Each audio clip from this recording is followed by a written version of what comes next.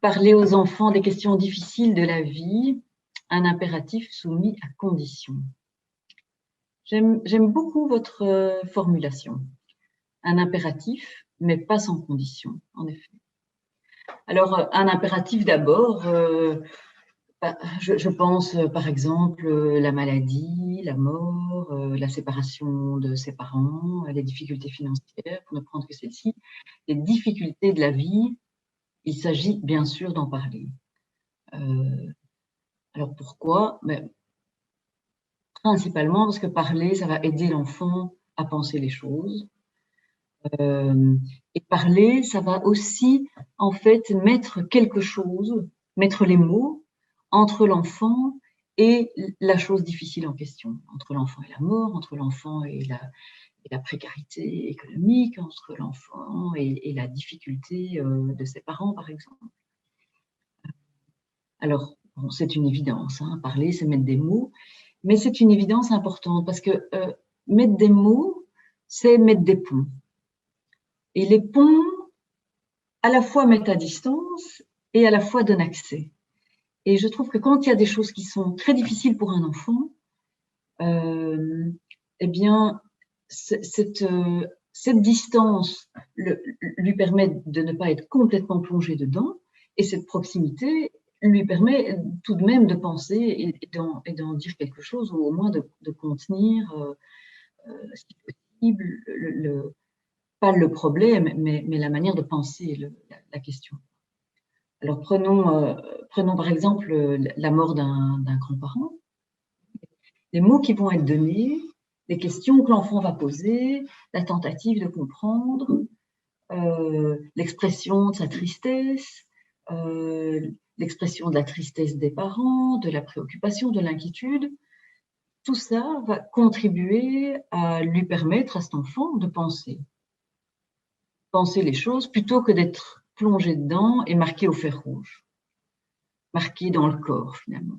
Parler, ça permet de donner recul et accès. Donc voilà, oui, en effet, parler des choses difficiles, c'est un impératif.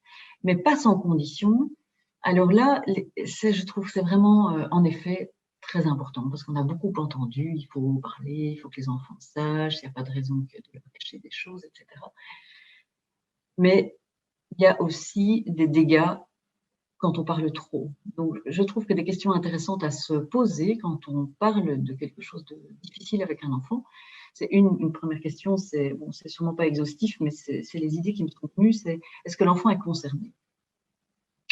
Il existe des tas de choses terribles sur la Terre, tous les jours, toutes les minutes, toutes les secondes. Ce n'est pas nécessaire d'envahir et d'encombrer l'enfant de toutes ces choses qui sont tristes. Ce n'est pas se voiler la face ou lui voiler la face que de ne pas le lui dire. Il a à appréhender le réel qui lui est proche. Donc, sa famille, ses parents, ses frères et sœurs, ses amis, l'école. Donc, est-ce qu'il est concerné?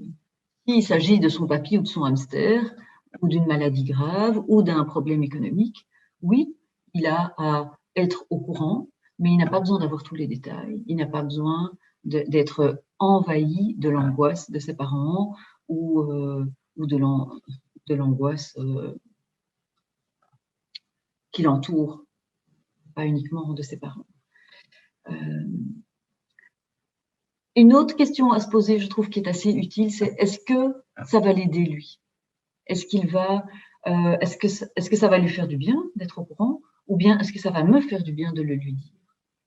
Je trouve que ça, c'est tout de même une question à se poser. Est-ce que je lui parle pour lui, hein, par exemple, des parents qui se séparent et qui voudraient bien raconter à l'enfant ce qui est difficile entre papa et maman?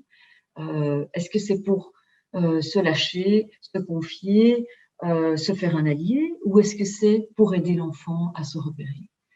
Je pense que c'est très, très important parce que il y a quelque chose soit à transmettre d'important sur la famille ou sur la situation. On ne peut plus acheter, on doit faire attention à ce qu'on achète. Oui, ça c'est une information à savoir. Mais lorsque ça déborde une transmission d'informations nécessaires à savoir parce qu'il est concerné, alors je pense que c'est trop.